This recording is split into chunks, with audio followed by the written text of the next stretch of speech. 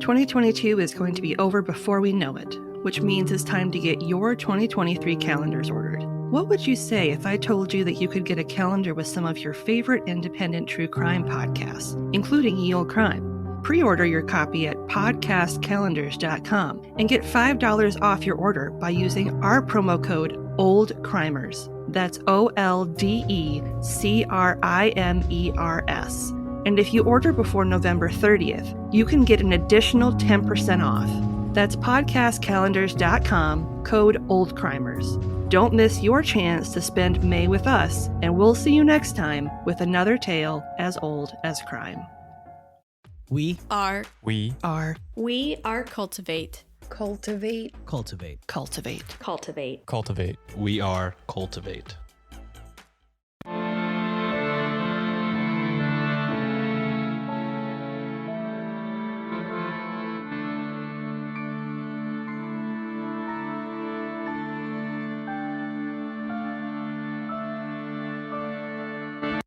Hello and welcome to a special mini-sode of Ye Olde Crime, the show where Maddie and I discuss the funny, strange, and obscure crimes of yesteryear every Wednesday.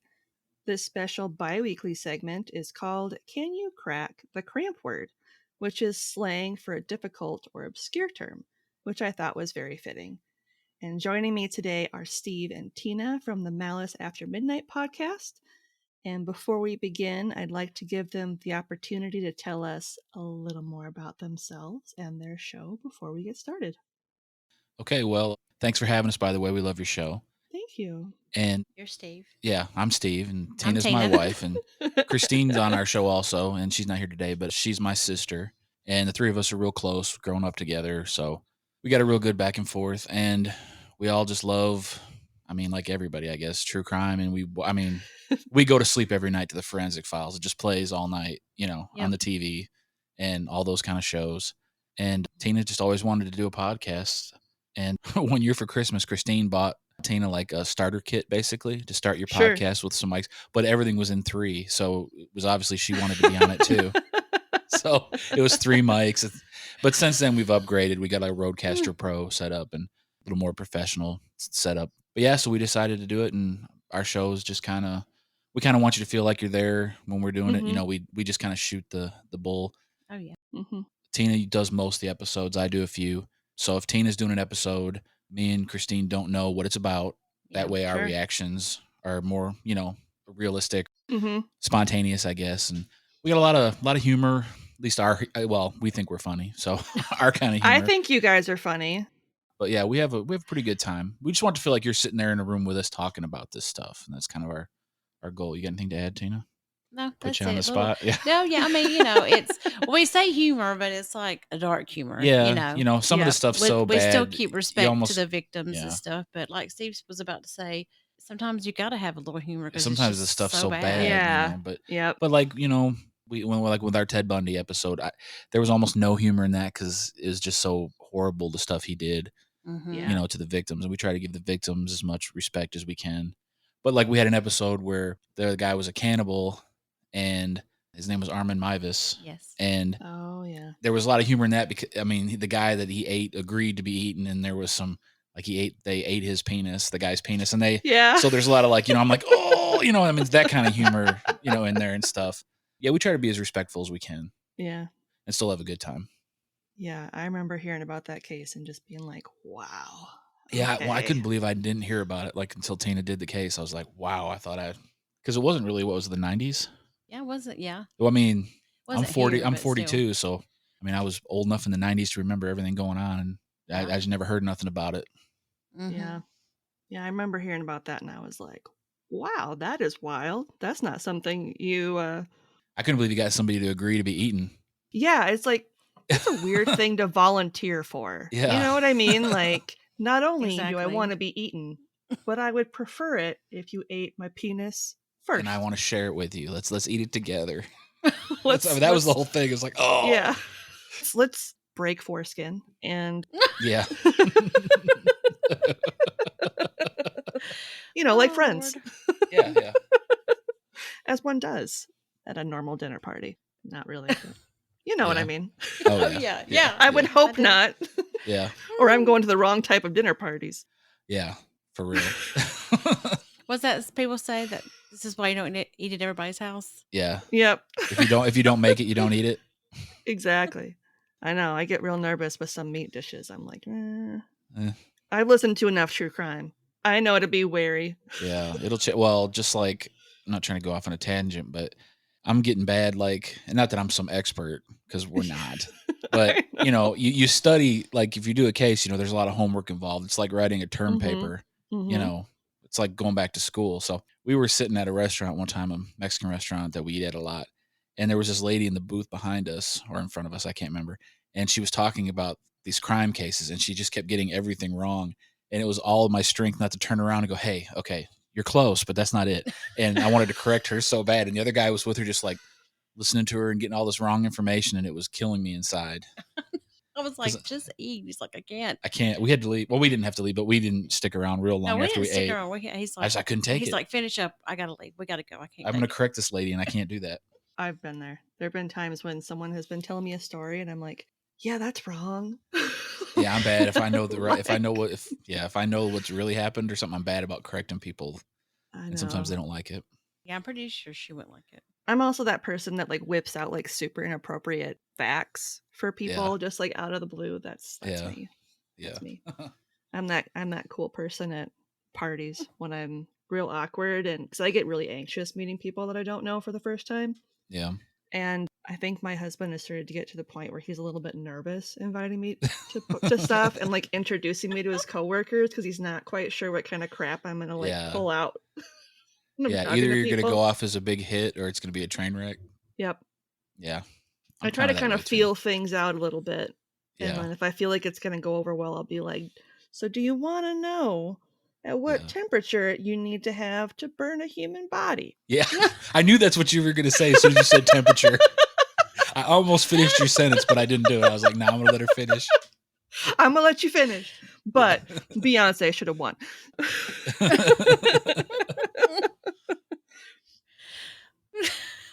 All right, I promise I have questions for you guys. Oh, that's fine. So as you've mentioned, and we've kind of talked about for a few minutes now, your show covers kind of everything true crime. Yeah. What got you guys interested in the types of topics that you cover? Like, when did it all kind of start? We always kind of liked, like Dateline and Keith Morrison. And we really like, oh my gosh, I can't think of his name. Like Joe Kenda. Yeah, Joe Kenda, sorry. Joe Kenda. And we had already been watching that for years and talking about stuff. But when it was like, we decided we would have a podcast, me and Steve, because Christine she doesn't write. So we would research our own things. And you kind of like, I don't know, you have a different, I'm sorry. Yeah, you have a different style of. She's looking at me and not I'm talking looking into the like mic. you want to talk. You look at him. I talk to him. Usually I'm across from him. That's what it is. Usually I'm across, like, and I can see Christine. But like, I don't know. They always make fun of me because I tend to do like cannibals and stuff like that. So I feel you. Yeah. But I don't know. It's just stuff that I like to do, stuff that I've never heard of. Like I try to get out, even if it's out of the United States, wherever, if it's something I've never heard of. Well, I think like the question was kind of more about like how we got into this. So like for me, it's it was my mom. So okay. Yeah, so she was into like, and really for me, it started more with like horror movies and stuff more than like it started in like movies about horror and crime and like the old time movies. Like, I mean, I've seen all the old stuff and Vincent Price movies and stuff like that. Really though, the one thing that really kind of stuck with me is, so I grew up in Wisconsin and I was an hour away from Milwaukee when Jeffrey Dahmer hit the scene. Yep. And I was like 12, 13, I guess, years old. Was it 93, something like that, when he, or 90, 92? I don't remember. Anyway, so I remember that being on the news and like everybody in our area just being glued to the news. Like when I see people like Jeffrey Dahmer's kind of real big right now because that Netflix show. Yep. We did a case about it before the show. And anyway, I talk about it a little bit in there, but I just remember like all the pictures you see and all the stuff is like, I remember that. And that really kind of got me kind of into it. And of course, Ed Gein is from Wisconsin. And not that I was like focusing on that so much, but you grow up in Wisconsin and you hear about these things, and there's, tasteless jokes about Ed Gein still, and Yep. actually the town he's from was a ways from where I live, but I know people that went there and go there and or have been there, and like they don't talk about it, and it's like one of them. It's almost like a movie, like it's unspoken. And if you bring it Yeah. up, I mean, until recently, they would run you out of town if you were trying to even see that kind of stuff. So, I guess because of where I'm from, that area, Gacy's from Chicago, just all that kind of stuff, which is real close to where I was. I was in the southern part of Wisconsin. So I grew up kind of into it, and I've always been interested. And that's just kind of where it came from. Well, then now that I understand the questions, I grew up with watching Unsolved Mysteries and America's Most Wanted with my dad. My mom, she doesn't really like that kind of stuff, so she would just. I guess she watched it. I can't remember, but I mean, I don't know. I think she was probably like decided to go in the other room because she didn't really like all that stuff. But I would watch all that with my dad, and then I got really excited about it because when after we got married and stuff, and the ID channel came about, I was just like, oh my gosh, it's like, I mean, that just opened the doors for me to, I thought I don't want to say it's great, but it was very interesting to me, and I didn't know that kind of stuff was out there because Tina likes to play a game. Who's the killer and how quick can I figure it out? And she usually wins. She's pretty good at figuring out all those, who did it and all them shows. But yeah, it's like you try to guess before it's over. That's me. I kind of do that when I'm watching movies and stuff with my husband. Like we'll be watching something and I'm like, I wonder which one of them is the bad guy. Like the one that's like where it's not obvious they're the bad guy, like in like the slasher movies and stuff. Does he get mad though if you guess it before it's over? It's the other way around. He always guesses it, and I'm always like, I'll think of it like right after he does, and I'm like, oh God, you're right. You're right. We kind of both do that. I'm totally with you about Unsolved Mysteries. Like, I grew up watching Unsolved Mysteries. That was my jam. It was almost like everybody get on the couch, watch it, and it's like you're watching a scary movie or something. It was just like we'd turn the lights off almost, totally dark in the room and watch it. And it almost, as a little kid, it almost scared you in a way, that like, music is like... Yeah. The music still gives me shivers. Like, I started watching some of the new episodes on Netflix the other day because I was like, I'm so behind on all my true crime stuff. I hadn't been watching it.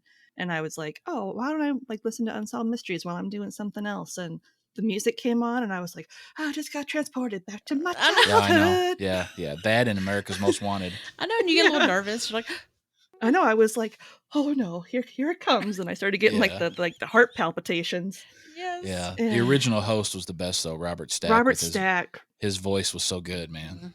Rest in peace. I remember when he died and I was so sad. Yeah. And my husband was like, how can you be sad for the passing of somebody you never met? And I was like, do you have any idea the impact he had on my childhood? Oh, yeah. I knew him and his trench coat and the shadowy like set behind him. It was rainy and it was a spotlight. That show was epic. It was such a good show. There's still episodes I remember like that kind of not torment me, but I'll think like if I have they pop up in my mind once in a while that kind of scared me as a kid. And I'm like, wow, I remember that. That made me think of, okay, I used to love the reenactments. That was like my favorite thing. And I specifically remember this episode where it was about an older man who was going around and like exposing himself to young kids. He was like driving a truck. And then Matthew McConaughey was in the episode as like this guy that was like mowing the lawn, and he was wearing those like super short like 70s basketball player shorts where you can pretty much see his testicles, and like knee-high socks and like the headband thing. And he sees the guy and he goes up to him and he's like, hey man, that's not cool. And then the guy gets out of the truck and shoots him with like a shotgun. Oh my gosh. Geez. And then Matthew McConaughey is dying in his driveway while the guy drives off, and his mom calls. So it's like all about how he died. Yeah. I'm like, Matthew McConaughey. And I didn't realize it was Matthew McConaughey until years later. And I was like, basketball shorts. And then I got like really. Oh, like, that's crazy. That's how I know Matthew McConaughey now is his. That's funny. That'd be so funny if you ever had a chance to meet him and be, hey, your reenactment in Unsolved Mysteries really stuck with me. And just to see, you'd be like, what? I'd have to know what episode number it was, so I could be like, "Hey, Yeah. you remember an episode blah blah blah of Unsolved Mysteries when you were Yes. the guy that got shot by the guy that was Yeah. putting his peen out? That's your best work." That's hilarious. Oh my gosh, I've been in love with you ever since that episode. All right. Yeah, all right. Okay. Last question. Is there a particular case that you guys have either already covered on your show or plan to cover that you were like really excited about? I know it's hard because it's kind of Well, like picking your baby a little bit. No, yeah, there's one I'm really excited about, but it's gonna be so much work that I'm not excited about it. I Is feel that. the Zodiac. Yeah. So I really like the. I'm really interested in the Zodiac and all of the history with it and the theories and all that stuff. And it's just so much that Mm-hmm. to do it the justice I want to do it, I'm gonna have to do so much homework, and it's gonna be like such a big, like our Ted Bundy episode was like 4 parts. When the Yeah. Green River Killer was a few parts. It's like it's gonna be long, Mm-hmm. and so I wish in a way that I could be on somebody else's Zodiac episode and just talk about it, and not have to do the work, because I know a lot of it in my mind. But when you do an episode, you got like I have basically I do a paper, I write it out. It might have one page. It's like outlines of what I want to say, just to keep this conversation kind of spontaneous, I guess. But and it's just gonna be so much involved with that I'm dreading it at the same time. That's why I keep putting it off. But that's one I want to do, and I don't want to do at the same time. I feel that. But I know it'll be good, or at least I think it'll be good. It'll be good. Yeah. Have you got one, or? I don't know how to say this without sounding like weird, but I really enjoyed covering the Catherine Knott case because it was so much to it, and it seemed like when I was going over the details, the things that I was talking about was so unexpected. Mm-hmm. I felt like the listeners were like, "Oh my gosh," because it was just she was so odd. Yeah. And I don't know. I know one Tina doesn't want to do, and it's Albert Fish. She hates everything about that guy's case yeah. because I he's cannot such a. She stand can't him. stand hearing about it, and so we may never do that episode. He just makes me mad. I mean, there's other Yeah. cases, but there's other cases, but he just makes me really mad. I Yeah. just can't stand it. And like every time I'm listening to something, so every time we listen to something and they'll be like Albert Fish, I'm like, nope, click next. Yep. I can't stand it. Yeah. When I was in college, and the website doesn't exist anymore, and I'm really sad it doesn't exist anymore. But there was like this crime library website that I used to go to all the time because I worked on campus. This sounds like such a like sex dungeon story, but I worked in this place called The Cage, and it was the equipment cage where you would rent out like cameras and stuff. Oh, okay. For school, because I went to an art school. And so when you're sitting there not checking in or out equipment, you can do whatever. So I would either do my homework or go on the crime library website. Yeah. And read about horrible serial killers and murderers. Yeah. So he was one of the ones that I read about, and I was like horrified. Yeah. And then like Mary Bell, like the little girl killer, like yeah, it's tough when it's kids. It's tough when it's kids involved. Like yeah. I can't even remember all the other ones. Those are the two that stuck out to me the most. But yeah, I would spend like so much time. Yeah. People were like, I've been there. Concerned? Yeah. I've thought before. It's like, God, if somebody ever got into my search history, like if anything happened to either Tina or me, the other one would definitely be a suspect, just because of like all the studying we do for this show. They'd be like, oh, she's been looking at murders and stuff, and she killed them. So we need anybody that knows us listening to be be an alibi for us or a witness saying, no, they were true crime people. Yeah, we got to make sure somebody says, no, they had a podcast. I know. I always joke. I'm like, whatever FBI agent is checking out my search history is probably really concerned. I was looking up like the side effect, like the effects of arsenic and stuff. And it's like, that's bad because that's how people kill people. Like I shouldn't even be Googling this because I'm on some kind of database right now. I know. So yeah, we'll verify you, Lindsay, if you'll verify us if something happens. Yeah. Yep. You can put me down in advance as an alibi. Yeah. Now that TikTok's out too, I get caught up in the clips. Do you do that too?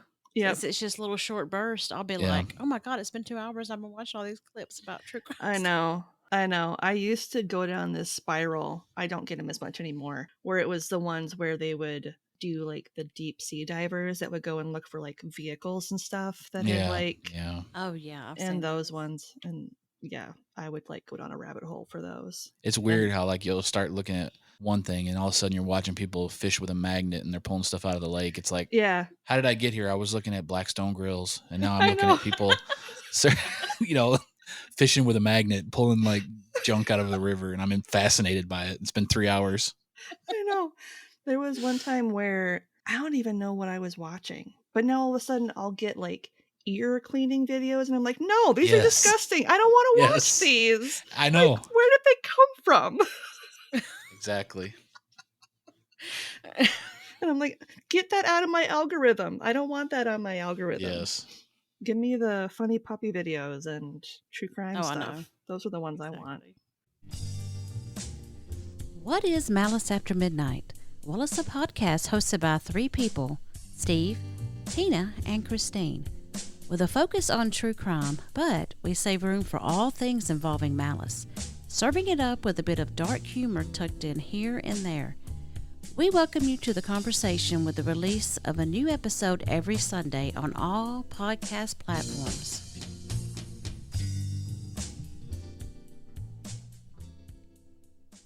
Anyway, now that we've had that fun conversation, Yeah, I'm sorry. We're bad about rambling. I do it too. Let's get to some Victorian slang terms, shall we? Yes. Okay. All right. I'm usually really, really good at trivia, tooting my own horn, and I know I'm going to be terrible at this because every episode, I don't know if I've ever got one right. I don't think I have. I'm usually not even in the ballpark. I don't get them right. I was hoping that you because you don't do easy ones, Mm-mm. I was hoping you would like bullocks or something like that. Like that's Yeah. everybody knows what that is, or Yeah. but you always do like really hard ones. Yeah. True. Well, you are up first, Steve. So Okay. Prepare yourself. I'm ready. Your nervous first already. term is parish pickaxe. Parish pickaxe. Okay, so I'm going to walk myself through this. Parish is like a church. Mm-hmm. Okay.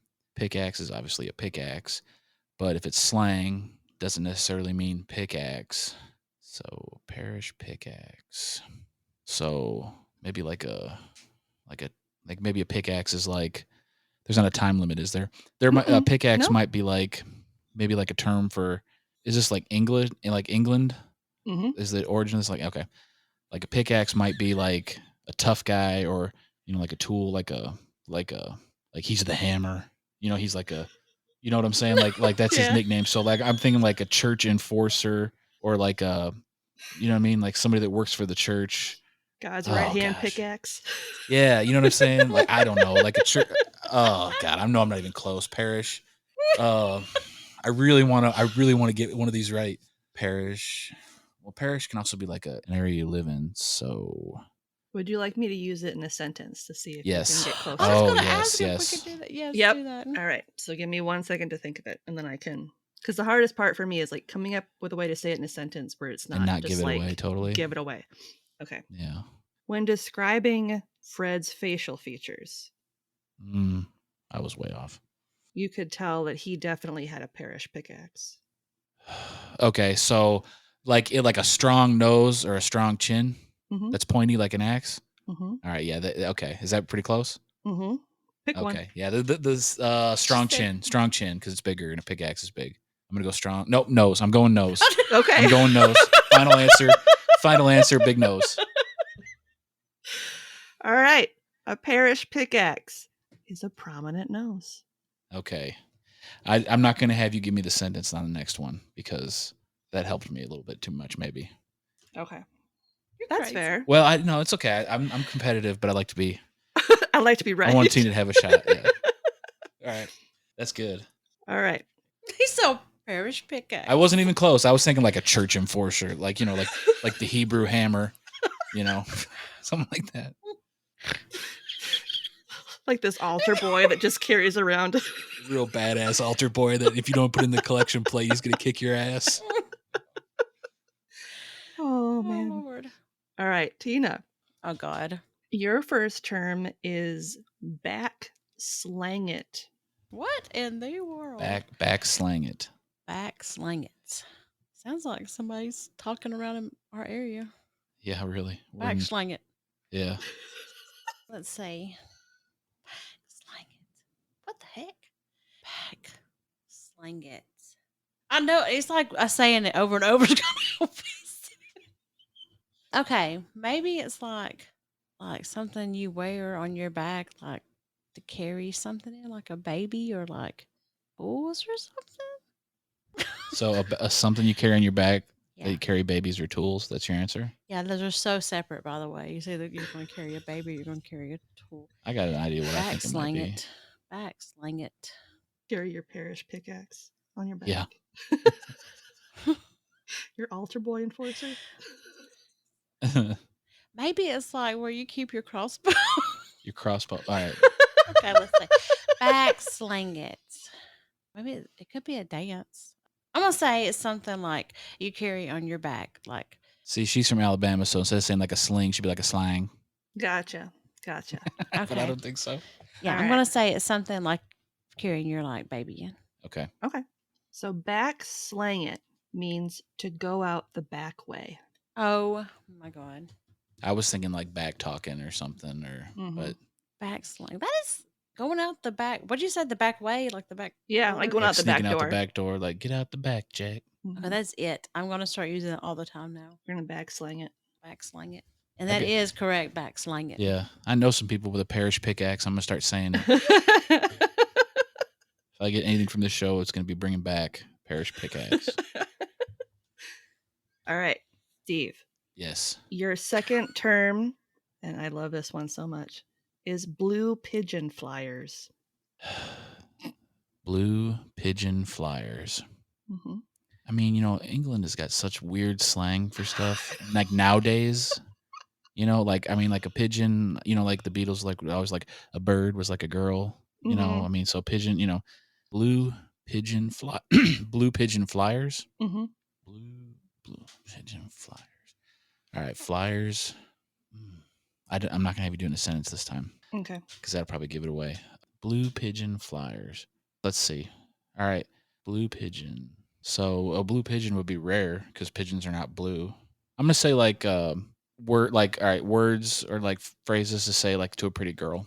That's Okay. that's my guess. I mean, it's probably not even close. Okay. And wait, do you want to say what you think it is? No. Oh, okay. Because I wrote it down. You wrote down what you think it is. All right. Are you gonna save it until after I say what it actually is? Yeah.